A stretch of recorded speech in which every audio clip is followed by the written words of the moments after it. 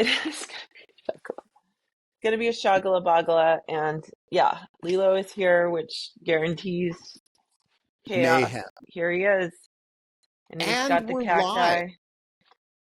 He's It it's just a is shagala bagala. Friday, the second day of January, the year of our Lord 2026. And I want to tell you something. I am streaming right now on Twitch TV, where I have a whopping 6 followers. And, uh, you know, I don't know what to say about that. I don't know why I'm streaming on Twitch TV. It's the triumph of hope over experience.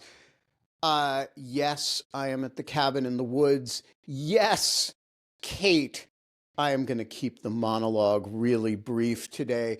As you can see outside, the sun is not shining, but the birds are chirping loudly enough to wake me up. It is going to be a great fucking day. Holly So is are back we already here? with, well, people complained about the length of the monologue. Holly is home with not one, not two, but 3 cacti. Lilo is nosing at the cactuses because the cactuses would make a yummy, destructive snack. And the snowman is there somewhere. And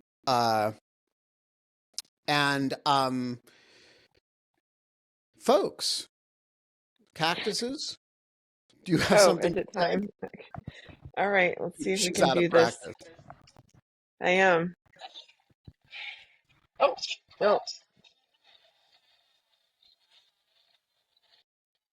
oh.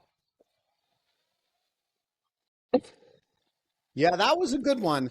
You are watching Dog Shit TV, and it is a goddamn revolution in morning television. And one of the revolutionary features is that sometimes John Hawkinson complains that I am not at the cabin as I promised to be. And so I show up in the most cabin-y shot I've got, which is super backlit. And because I actually don't have lights on the second floor of the cabin because I haven't bothered to install any yet. And so we do daylight kind of stuff here. And another one of the revolutionary features is that sometimes Holly Berkley Fletcher is home. A picture of uh, couchy, comfy chair domesticity in the morning. And, um, you know, and we have no agenda.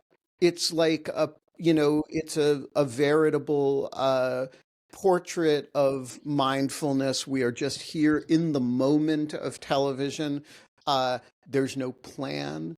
There's no agenda for today's show. We are just here catching up, all of which is a long winded way of saying, although not as long winded as the deposition of Jack Smith, which goes on for 8 hours for those of you who are complaining about the length of my monologue.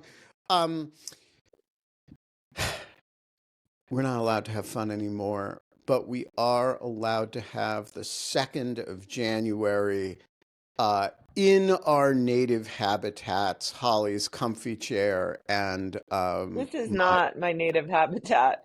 This is this is my husband's office because we have our dog sitting friend Tammy is still sleeping in my office slash guest room, and Kevin's office is potentially far nicer. I decorated it myself. It is completely decked out in University of Arkansas stuff because he's from Arkansas and he did not go to University of Arkansas, but he's from Arkansas.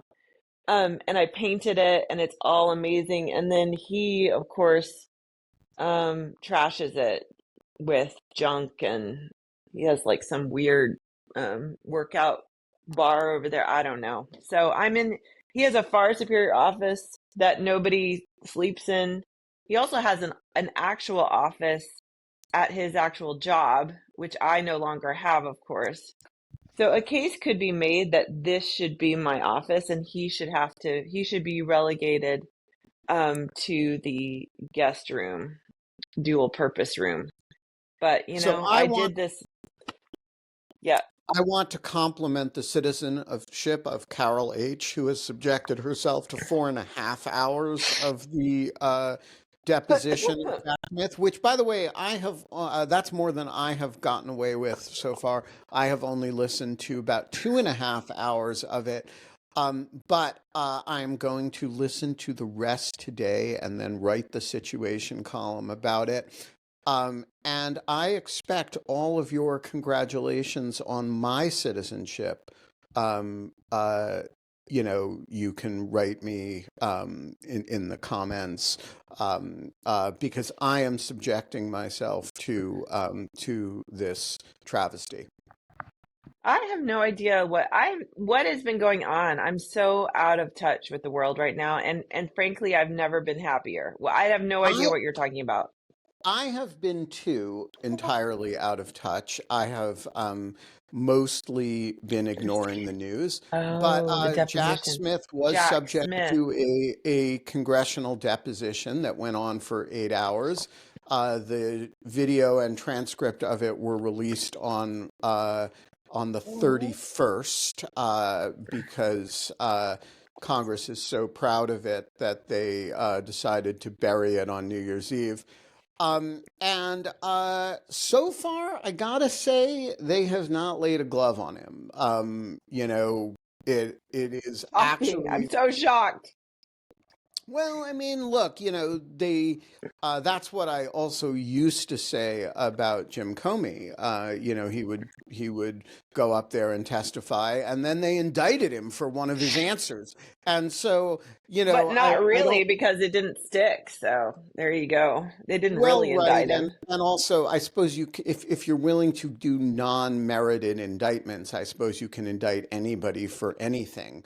But it was anyway. I don't know Jack Smith. We have never met, and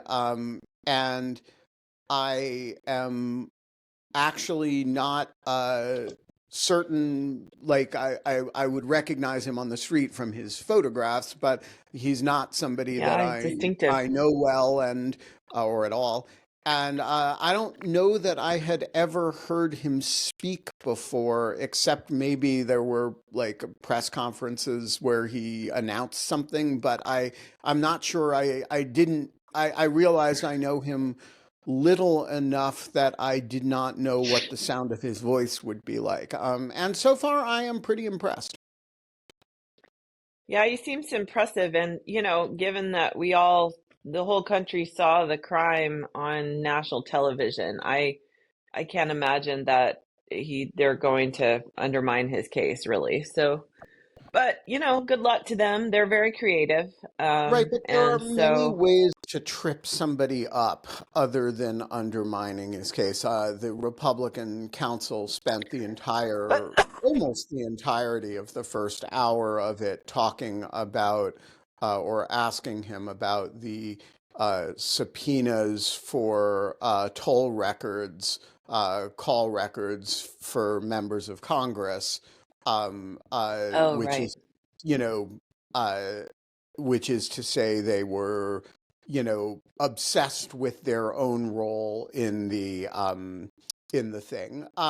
That said, there's been very little substantive discussion, and that which there has been interesting, but not groundbreaking by any means. Anyway, I will have further thoughts on this in the uh, in my the situation column, assuming I'm able to put some thoughts together. And Holly, how have you been spending the last week and a half not following the news? Oh my gosh, Ben, I have been in a stupor. I didn't get out of pajamas for days at a time. I was I was sick, but I still have the remnants. It's, when you have that postnasal drip thing that goes on for like weeks. I do believe I'm over the actual illness and I just have the remnants of the crud, but I was pretty much sick the whole time. And also, I just sort of give myself permission certainly between Christmas Day and New Year's Day to accomplish absolutely nothing. Although I did do I did kind of reviewed my finances. And actually, I have exciting announcements on that front, Ben. Are you So rich? I decided, no, decidedly Oh, not okay, rich. just because whenever someone says I've reviewed my finances and I have an exciting announcement, No, I my made very little money last year, but I'm giving all of it away. So that is exciting. My art shop, we made I gave all of it away and we made three $3,500 on art, most of it the Ukraine art, and most of half that money went to Razum for Ukraine, and then another one donation went to the Ukrainian military. So I'm going to keep doing, I was doing select proceeds for the art, but I've decided all the money from the art shop, which is back online for out of vacation mode. So you can go, no, I don't actually. I lowered them a little bit, John, because I wasn't getting enough orders. And it's just art is so hard to judge. Like, what is it okay, worth? And but it's like so subjective. I want to say a word in defense of John's position, and it's based on actual data from Substack. Um, and so I had this idea that I should lower prices of Dog Shirt Daily subscriptions until such time as the numbers of subscribers, like I wasn't getting new subscribers. Like I should find the point at which the maximum number of people would subscribe. And and so I spent a fair bit of time over the course of the year 2025 lowering prices. I think at one point I halved them. And and the idea was to get as many people involved as humanly possible. And it turns out, and the estimable E.J. Wittes told me this was very foolhardy because, correct, Jeff. Jeff remembers the Sol Invictus sale. Um, and E.J. Wittes told me this was very foolhardy because Substack has very good data on the revenue maximizing point, and it's their recommended price, which is $7 a month for $70 a year, is a reflection of a huge amount of data across a lot of Substacks about what the revenue maximizing point. And I said, Pshaw, E.J. Wittes, you are wrong. Uh, we're going to do 50. No, we're going to do 35. No, we're going to find the price point at which the maximum number of people subscribe. And here is, E.J. Wittes was correct. Substack is correct. Here's what happened. I gained a lot of paid subscribers and the revenue went way, way down. Um, and, um, and then, because the kind of people who sign up at much lower price points uh, are actually very fair weather friends, the number when a year rolled around or 6 months rolled around, the numbers would drop off very quickly, and so you would actually not gain subscribers, and you would lose revenue. And so about 2 months ago, I said, okay, EJ, we're going to do an experiment. And I went back to the Substack recommended price. And of course, the Substack recommended price is advisory with respect to Dog Shirt Daily, because anytime somebody emails me and says, hey, I want to be part of the Greek chorus and I can't afford it, I just comp them a subscription. So it's not a real price in the sense of anything. But um, uh, here's what happened. ever since I raised the prices again, I have lost about 60 paid subscribers, and the revenue has gone up again. Um, Hmm. and so I am a little bit with John, um, that you may be undervaluing the product in an effort to be inclusive. No, okay, so a couple points on that. First of all, I do think there's a difference between a subscription, platform versus like a one-time purchase of an actual thing, a physical thing. And basically my art prices have been a bit of a floating scale on a scale. And basically I do a lot of price manipulation based on how things are selling and how much art I actually want to do. So if I'm wanting to do a lot of art, I lower prices and I do get more orders. If it's getting too much, then I raise the prices. Or on a certain piece, when I was doing like just select pieces, for charity, now I decided to just give away all the proceeds of the art shop. Um, so now it's kind of moot. But when I was doing select pieces, the ones for charity, I did raise the prices, and people were willing to pay more if it was for charity, and particularly if it was for Ukraine. I found. So I've adjusted the prices, I think, kind of in mind of like how much time do I want to spend on this, and I do really enjoy the art. I want to kind of push myself to do more art. So I've lowered the prices a bit, with hopes that I get more orders and that forces me to make more art, at least for the near future.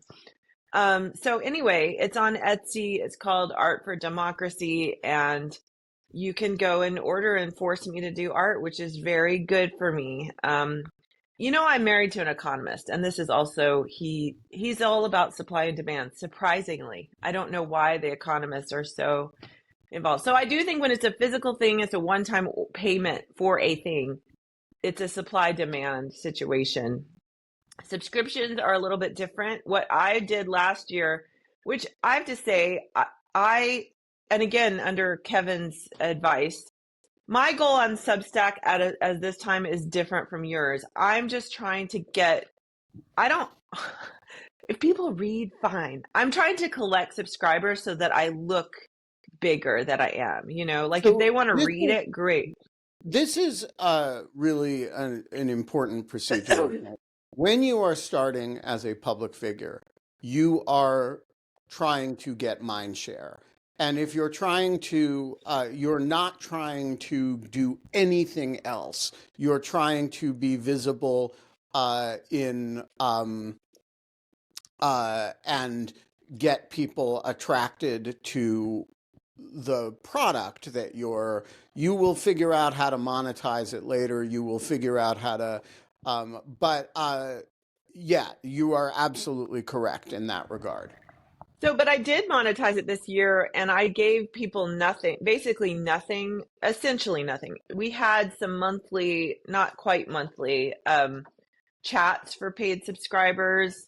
And then I did a series for paid subscribers on the trip I did last year. That's all they got. And I was very upfront with like on the on the page, like you can be a paid subscriber, but you're essentially going to be getting nothing more. You just want your paid subscription is encouraging me to keep going and um, paying for some writing expenses. Like if the trips, the trips I did for my book promotion, the publisher doesn't pay for those actually. So the Substack was able to cover those. And actually I won't go into details, but I made much more money on paid subscriptions than I expected.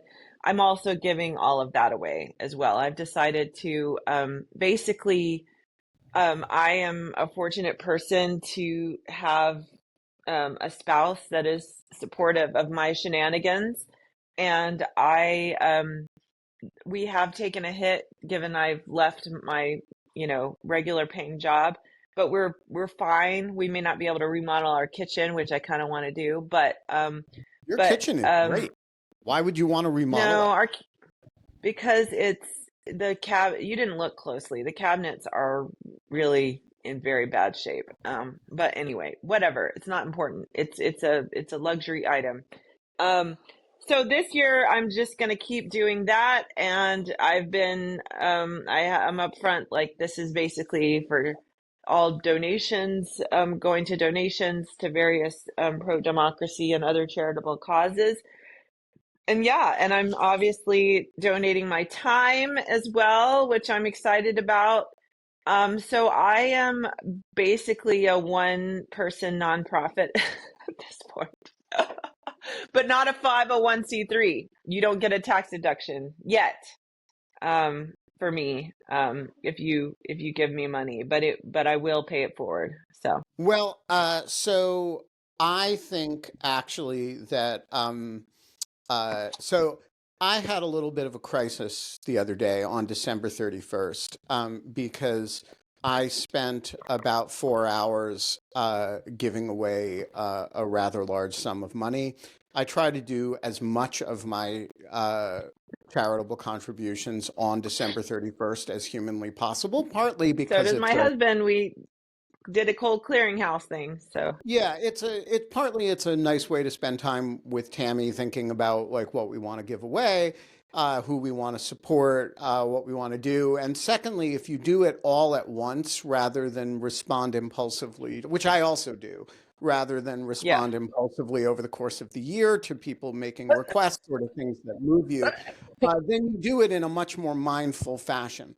And so I um, uh, had a real warring impulse with myself after I had done this, which was, should I do a tweet thread in which or a Blue Sky thread or a Dog Shirt Daily in which I talked about where I had given this money and why? Um, and the advantage to that is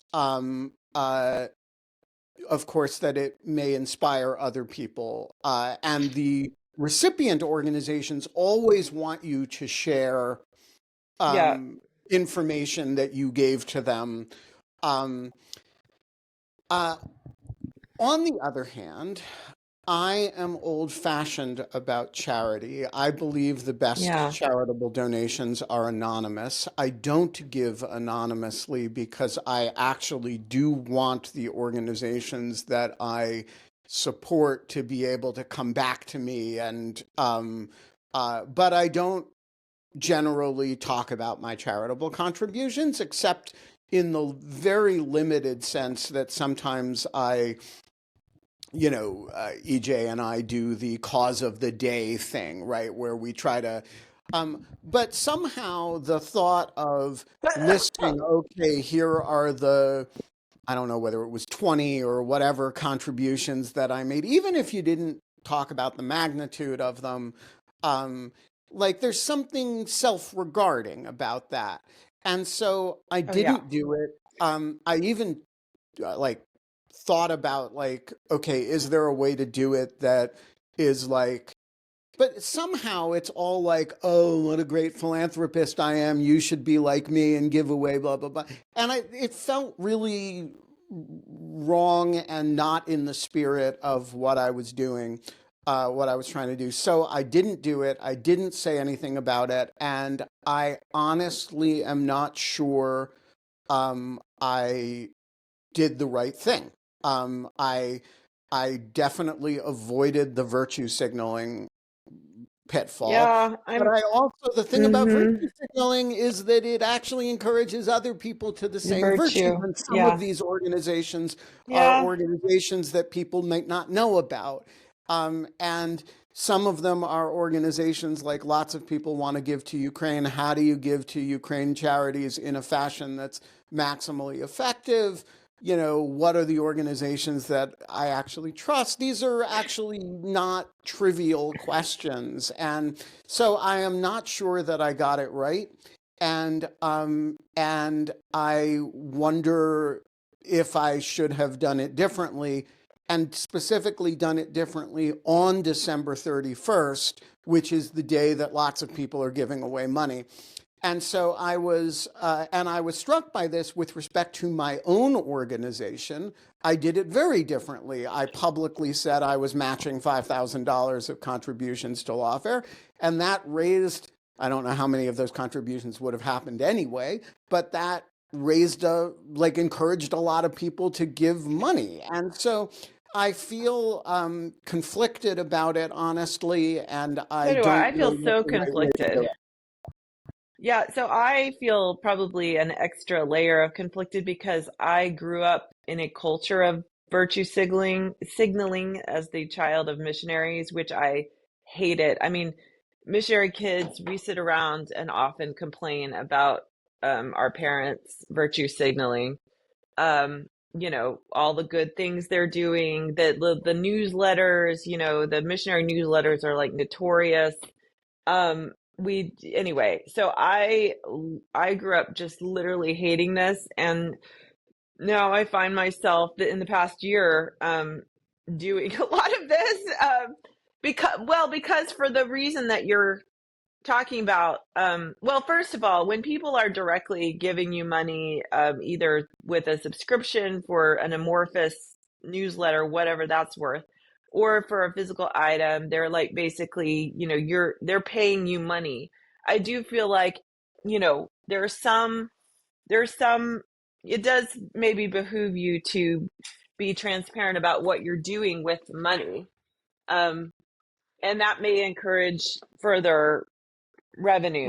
I think one So should distinguish between organizations that one happens to run, whether they are small micro organizations like your our Etsy slash Substack, or whether they're larger, more institutional organizations like sure. Lawfare. Um, So, Let me finish and before you get to you, John. I didn't finish my thought. Ben, actually, go for it. let me I finish my thought, interrupted very rudely. and we'll get to John in a minute.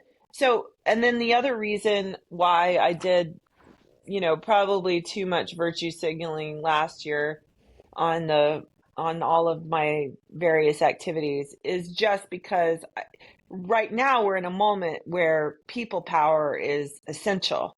Like we have to get the most number of people involved in the democracy fight. This democracy is literally people power. And if you don't get the people enlisted in the cause of democracy, then, you know, it's not gonna work out. So I that was, that's kind of you have to do that at this point. Like I feel like it is virtue signaling, yes, but it's spreading virtue. And at this moment, I don't think we have the luxury of being precious about it. We have to get people involved, and so therefore we have to share. A lot of it's just sharing ideas of what can you this is what I'm doing. I don't know if it's doing any good, and I'm always honest about that.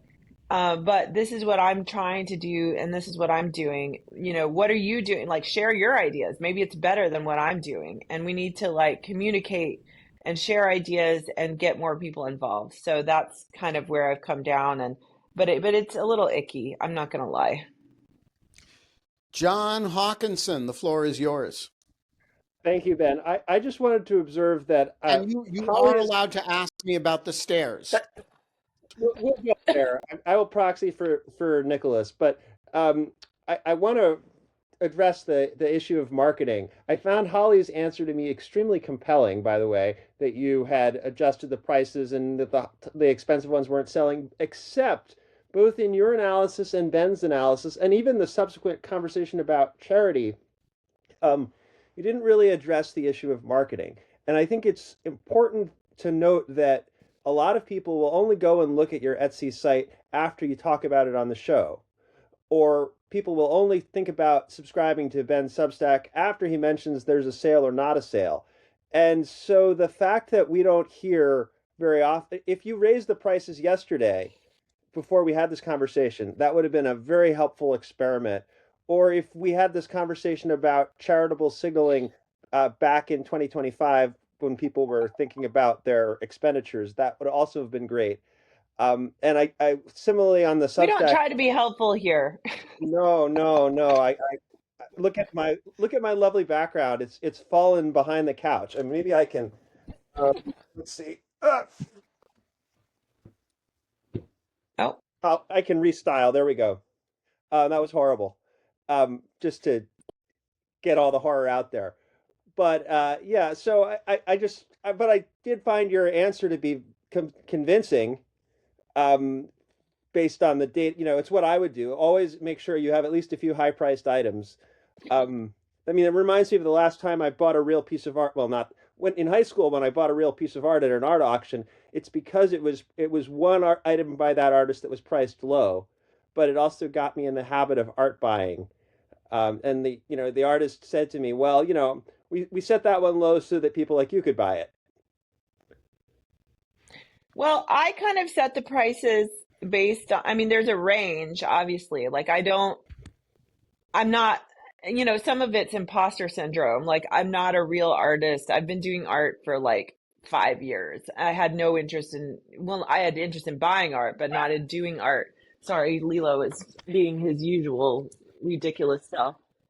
He has to be escorted in and out of the room here. So, Nothing like um, yeah. but but anyway, yeah, some of it's like heavy dose of imposter syndrome on that front. But there's a range. But I basically have adjusted it. It's based on how much time each piece takes. Some of them are more time consuming than others. So there's a sliding scale.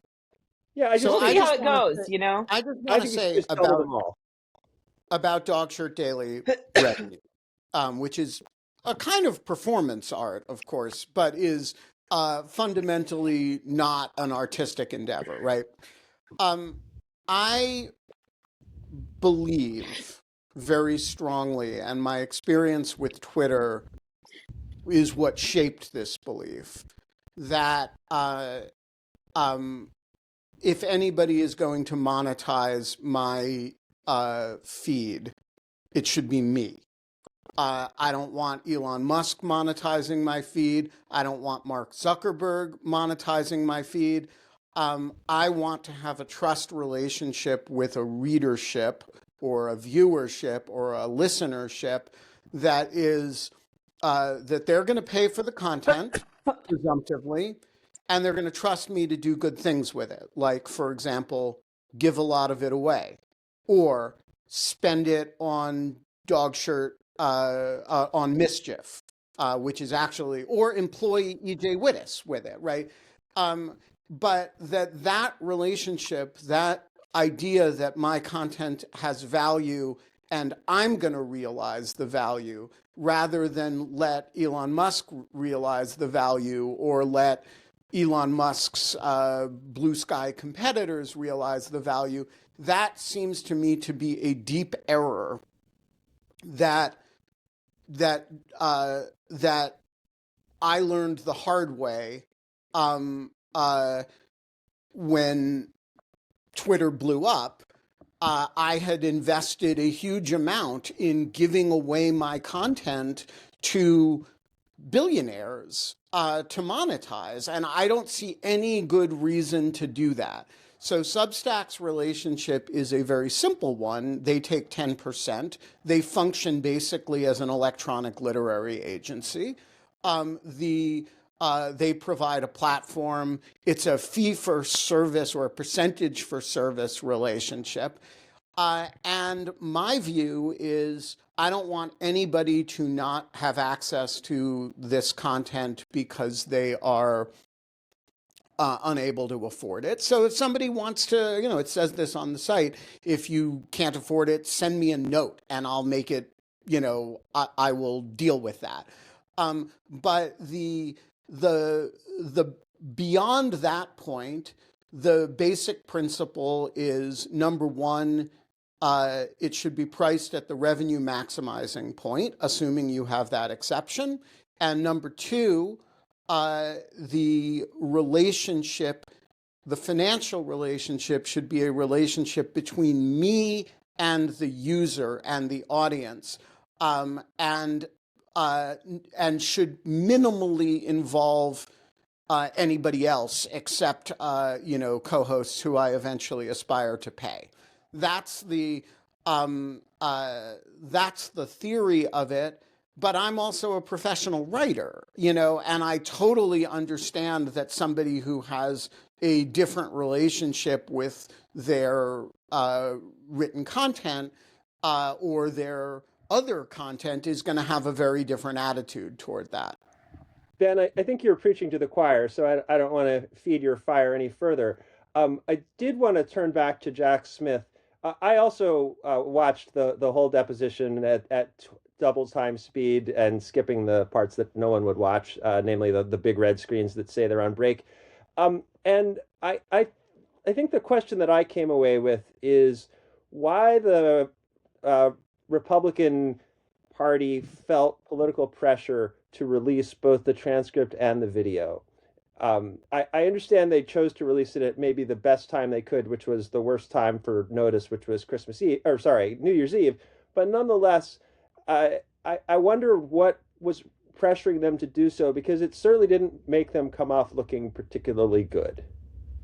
It certainly didn't. And I am perplexed by, I mean, maybe the theory of it was they got their asses kicked and it's better to deal with it now by releasing it into the void of the beginning of the year, end of the year, than to wait until a bubbling, uh, uh, to wait until deeper into an election cycle or until there are release the Jack Smith files issue, things like Epstein files. Maybe they just thought it was better to lance the boil.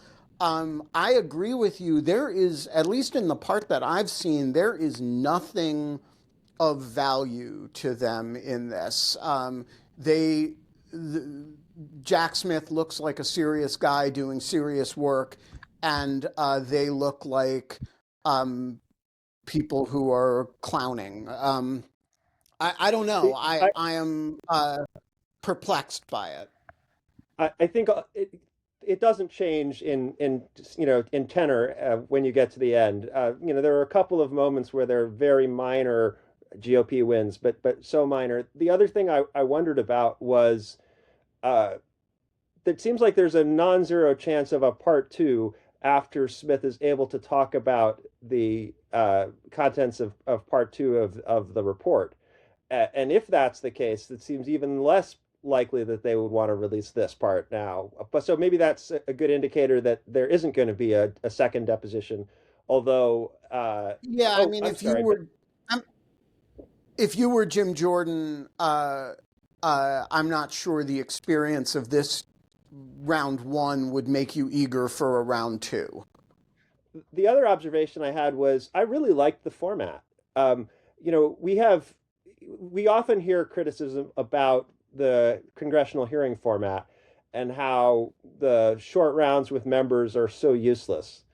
And we've had a couple where they've been done in this style. They've been primarily run by my majority and minority counsel, but not many, at least in my lifetime and memory of watching Congress. Probably they exist in committees no one cares about. But I was struck by how effective this format seemed to be, and sort of pleasantly surprised by that. I completely agree. So, for those who have not listened to this, the format is an hour on the Republican side, an hour on the Democratic side, and then back. And there the internal allocation of who gets to ask questions uh, is entirely at the discretion of the uh, party that is handling the hour. So for the Republican side, almost the entirety of the first hour of questions was handled by Mr. Castor, who is a staff member, is committee But his name counsel, was redacted from the transcript. redacted from the transcript, but not redacted from the video. And on the Democratic side, the questioning was handled by a group of members from Representative Goldman to Jamie Raskin to Pramila Jayapal to, but it But was but mostly not also, staff. is that maybe I misunderstood, but I thought the primary questioning was from minority counsel. Uh, I agree that the members popped in and out, but uh, I thought the preponderance was from minority counsel. Is that right? I thought it was, I thought, well, I've only done 1 hour of each side so far, or sort of an hour and a bit of each side, but so far But I you thought didn't the watch main the video. questioning was done by Goldman. No, I don't. I don't think so. If you watch the video, when you watch the video, you'll better than I know the identity of the person who was asking the questions. But he certainly didn't look like a member to me. Well, so the video that so I was driving, so I wasn't Right. watching it, I was listening to the video, but the video that I saw was fixed almost entirely on Jack Smith's face. And so I did not actually, you could pick together by, but the point is the same, whichever, members were involved, committee staff was involved, and the allocation of questioning responsibility was entirely at the discretion of the side. I agree, it's a good format. Well, when you do watch it on video, just make sure you look at the one released by the GOP committee. That's I think that's the one I watched, and it's the one that lets you at least see the one person asking the questions. Not that that's super important. Yeah. Well, anyway, I thought it was a good format. I wondered how often this happens, and we just don't hear about it. So the answer is it happens in all of those depositions. And if you read deposition transcripts from Congress, you'll see this format a lot. We usually don't get the video of it. Usually you just get a transcript. But if you Oh, that was look the at other all thing. the, It was surprise. So it's one thing for the decision to release the transcript. And I could see why they felt there was pressure to do that. I'm still confused about that pressure, but it's a whole nother thing to release the transcript and the video. yes, I cannot explain the decision behind the decision behind the thinking behind the decision to release it, to not do it in public at the time, and then to release it. So you build up a certain weird expectation and then release a minimally redacted transcript that's designed to protect the names of people that you are in fact releasing on video anyway, and then release full video of it. And nothing about the decisions make a whole lot of sense to me. Holly looks terribly pained. She she doesn't want us to change the topic. She's just pained for other reasons. I just have nothing to add because I haven't seen it. So I followed when the indictments came down. Obviously, I think I read the indictment. Oh, I have a question on a different case, if you don't mind, that I was curious about. And again, I've been kind of out of it. So someone told me over the holidays that they had seen um, the Jenna Ellis had basically I thought she had pleaded guilty before in Georgia, but they said they saw something about her proffering testimony. But I thought all of those Georgia cases were dropped. So I know the answer to this question.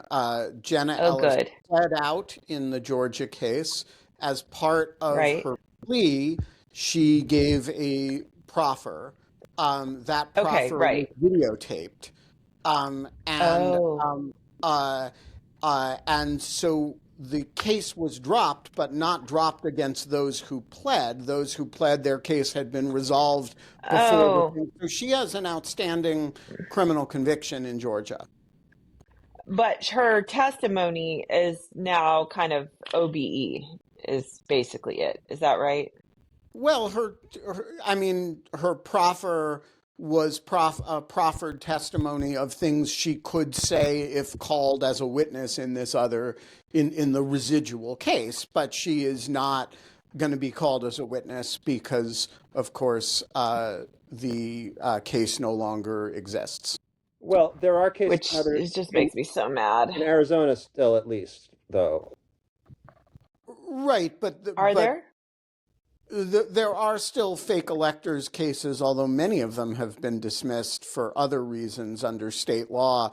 The Michigan case is gone, and the I can't remember if it's the Wisconsin or Michigan case got dismissed, and the Nevada case got dismissed. So I don't remember honestly which of these are still around. Um, uh, Arizona recently came back because it was subject to an appeals court decision after having been dismissed as having been filed in the wrong venue. So it's back and alive and moving. I see. Yeah. So, look, I um, I have long since. I just want to be careful how I say this. Lost interest in the criminal cases around January 6th, and the reasons Because are, nothing's happening. well, it's more than that nothing is happening. The Nothing will president happen. pardoned all of the people who engaged in violence. The people, through the electoral process, pardoned the president and all of his co-defendants. And I don't honestly care about accountability for the people who slip through the cracks of those particular whether they're fake electors or I care about exactly one of those people, which is the bomber for, the who's now been arrested and charged, assuming they've got the right guy. That's a serious enough crime that I want to make sure that, that there is accountability there for, that's real terrorism. Uh, but I have no particular bloodlust for, if we're going to let the Walt Nautas and the Enrique Tarrios and the Donald Trumps and the Rudy Giulianis go, the fake elector in Arizona does not particularly matter to me, honestly. And so I stopped following these cases in a serious way. The only residual value they seem to me to have is that they stand for the proposition that states are autonomous entities, and uh, I believe in state sovereignty for those purposes. But I, I haven't been able to muster in my heart the desire actively to follow these cases, particularly when compared to the very urgent civil litigations and criminal litigations that the administration's actions in an ongoing way are generating and require my attention. So I don't doubt that it's all important in some sense, but I have not spent any time on it. Well, I'm going to change the subject now and boot John Hawkinson because the people have demanded something that I do know about, and that is they wanted to know about the party last night, and I have thoughts to share about the party.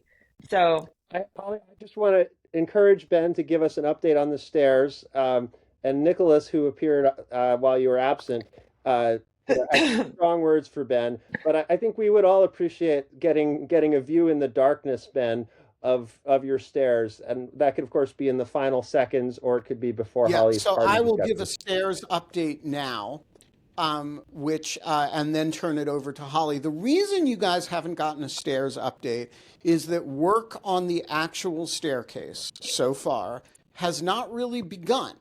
And the reason for that is I always twofold. forget to take before photos. Well, I am there. There are plenty of before photos. The reason the staircase has not begun is, first of all, I took uh, um, Nick's admonitions extremely seriously, and I spent 2 days doing design work for this staircase, and that was done on graph paper.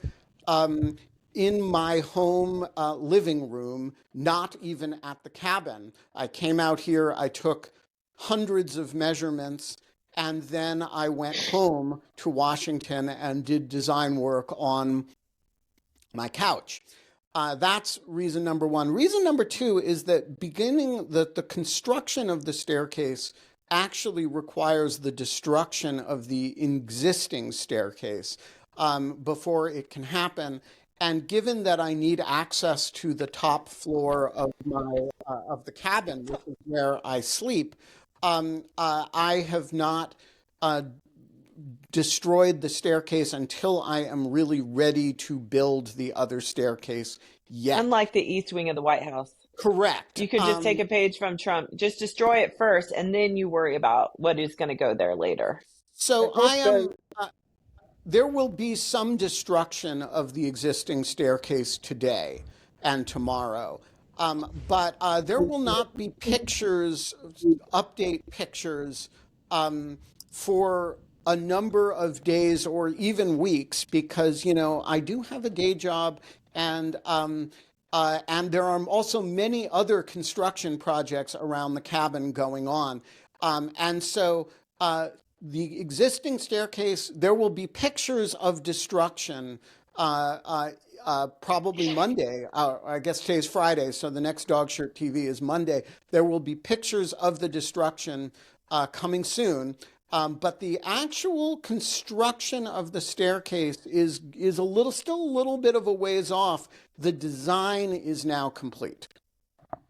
I'll just note that it is incredibly useful to use CAD to design, even a tool like SketchUp, to design, to do your sketches, because then the numbers and the angles all line up and it's not possible for you to draw things that are dimensioned incorrectly, which is possible on paper. And so that's just an incredibly useful tool. I don't want to say too much more. The chat wants me to ensure that obviously you have a ladder and some way to access the second floor while the stairs are gone, even if it's not Correct. as convenient. Right. There will be a ladder put in place. It's going to, all is known. These things are well planned. And I will have pictures of staircase destruction for you on Monday.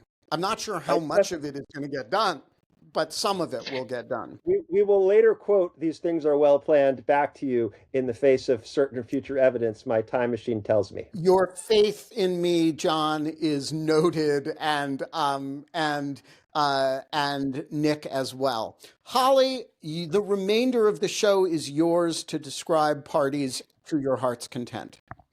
Well, first of all, Ben left too quickly. I had brought you a little gift, Ben. It's these Trump dog bags. I also included one in the gift bag I brought to Mona. But it's amazing. And I've just been reading the writing on it, which is amazing. It says resistant to water, dictators, fascists, tech bros, and oligarchs. It says its features, it gives its, bag features, and then it says it fights fascism. And then the note on the back says, "Dear consumer, using these bags will make you feel better in the darkest timeline. But the real solution lies not in the individualistic act of eco-friendly consumerism, but in the revolutionary transformation of society itself, where waste is not merely managed, but eliminated, and where production serves the needs of the many, not the profits of the few." And then there's a cute little dog, and it says, "They're eating the dogs, they're eating the cats." So this is, I got this on Amazon. Jeff, yeah, so that's for you. Ben, you can pick up your dog do and fight fascism at the same time. And now I will, so here's the thing. If you're a fancy person and I attend a party with you, if you're shitty to me, I will not ever out you. But if you're kind to me, you will get points and you will get credit. And so today's gold stars go to the ever gracious. Like, this man is an incredibly gracious person, Bill Crystal, who not only remembers me and greets me warmly every time he sees me. He subscribes to my Substack. He shares my Substack. He remembers detail. He remembered my daughter is a senior in high school. I talk to this man like once a year. He remembered all kinds of things. He inquired about, I mean, some people are just more socially gifted, and he obviously has a knack for remembering details about people and so on and so forth. But every time I interact with Bill Crystal, and his wife, actually, Susan, is also lovely. I am like blown away at how not only kind and gracious and humble he is, but just his memory, his capacity to remember people's, not only their names and faces, but like literal details about their life. Anyway, so Bill is a gold wonderful stars Bill is a wonderful, to wonderful Bill person. Crystal. And people, More, you know, it is, I think, not a matter of pain to Bill, actually, as much as I can tell that there's like tens of millions of people who, when they hear his name, say, yeah, but I blame him for the Iraq War. That's get their over it is initial what I reaction say.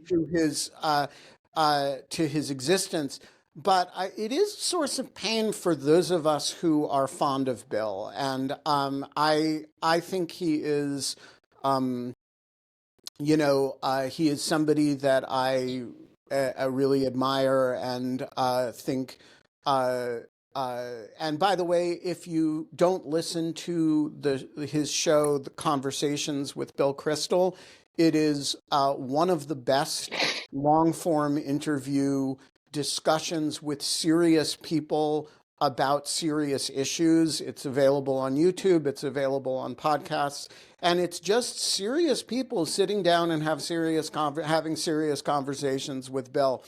Um, anyway, He also yes. loves my impression of him.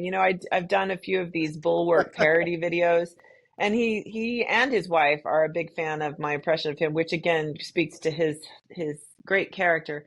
So always gold stars and snaps and all the things for Bill Crystal. Also, this is the first time I had met Jonathan Rauch's husband, Michael, who Oh, is he's a just lovely, lovely man and a he is a wonderful delight. cook. He is so fun. They are both delights, but in very different ways. And they've been together 30 years, and they are quite different in my initial Yes, impression, yes, and which is which is so fun. I love that. So one of snaps the from Michael. Michael Lai is a wonderful guy and a truly superb Cantonese cook. And Oh, that really? Oh yes, and it is and he is just a total sweetheart and has a remarkable story of his own that is uh, he's got a really interesting background and yeah, absolute snaps to Michael Lai. And then lastly, and I talked to many wonderful people whose names you probably would not recognize. There were many people there that everybody that I spoke to was because they're friends with Mona, who is like top-notch human being, and her husband, Bob, top-notch human being. But of names that you might recognize, I also spoke high snaps to Peter Wayner, who I very tackily brought some copies of my book in case it came up. And so I gave him a I gave him a copy of the book, which would be of, and he seemed very interested in it, and we had a nice conversation about that. And props to him and his wife as well. So yeah, it was great. It was Kevin's first trip to Mona's party, and he enjoyed it as well. And also a member of the Greek chorus, Melissa, was there, and I think she had a good time as well. So it was great. Oh, I uh, have to, on the I will attire just situation. I have I will just say go. I also had a wonderful conversation with the great Will Salatan about Oh yes, I whether. did. I didn't get to talk to him very long, but I love So him. I love Will. We've known each other for forever since we were young journalists together in the Washington area, and approached me as with the "can you justify feeling optimistic" question, and we had a long conversation about this, which I had actually just had a short version of which with Matt Bennett of Third Way, and I think we need to have Will on the show to reprise Oh, for the sure. is there a basis for optimism now, or are we just feeling optimistic because 2025 was so bad that we feel like it couldn't get worse, even though it could? Folks, I'm going Can to I set just that up. tell one funny anecdote? Just Yeah, one minute. So Kevin, people ask what I wore. I wore like a dress. I try to look nice, not on I this wore a show, dog but shirt. in the world. Yeah, so exactly. So Kevin was like, "What do I wear to this thing?" And I'm like, "There's going to be a variety of things. There's going to be everyone from men in suits and ties to Ben Wittes." And that is where we're going to leave things. Folks, we're going to be back on Monday.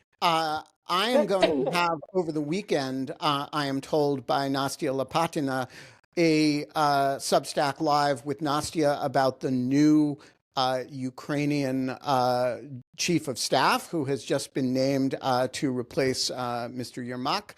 But other than that, you're on your own for the weekend. Holly and I are not going to take care of you over the weekend, but we will be back on Monday when, among other things, we are going to have a Mara Book Club meeting to discuss the movie Ben Between Africa. So that is in the evening on Monday. You can consult the calendar for all of these things. That's in the evening on Monday. You can still watch the movie on Vimeo. Access to it is available. And all the proceeds there go to the filmmaker. We have no involvement in that. So watch the movie and join us on Monday at 5 p.m. Eastern Time. And of course, the show will have its regular airing at 8 a.m. Folks, in the meantime, I am going to spend time proving Nicholas wrong and working on a staircase that is going to not merely support weight, but look good. He's going to be super surprised. I'm better at this than he thinks I am. And I really appreciate everybody's vote of no confidence on this. I think it is charming that y'all are so certain I am heading toward disaster. We're going to be back on Monday, and it's going to be fine until then.